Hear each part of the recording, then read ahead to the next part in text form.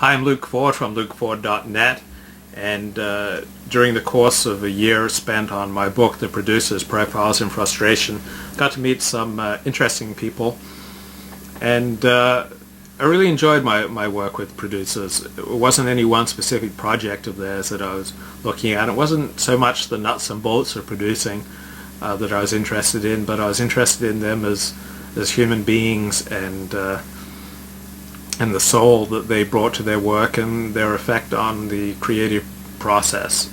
And two very spirited TV movie producers that I got to interview were Marian Brayton and Carlucci, and they were just so much fun. I was asking about producing, and Marian asked, "Are you finding that we're all interchangeable?"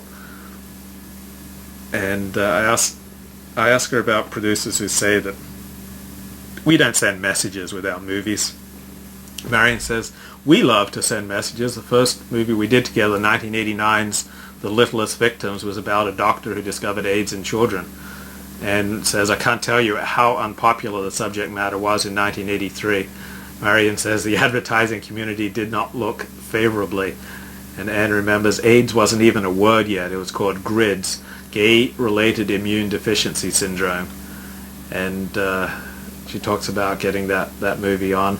Unforgivable, 1996, was about a batterer played by John Ritter.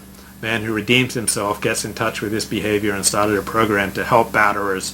And we got 5,000 phone calls in 48 hours. We shut down the CBS switchboard with the number of calls. And says these calls are impulse calls. If you're beating your wife and you see John Ritter and you see yourself in John Ritter's behavior and you want to change but you don't know how to do it, well, this guy did it. At the end of the movie there's an 800 number you might reach for the phone and dial. If you're not put in touch immediately with someone who's going to take control of you and give you the help that you need. The first question they asked was, what city did you live in? They then patched you through immediately to a domestic violence program in your neighborhood.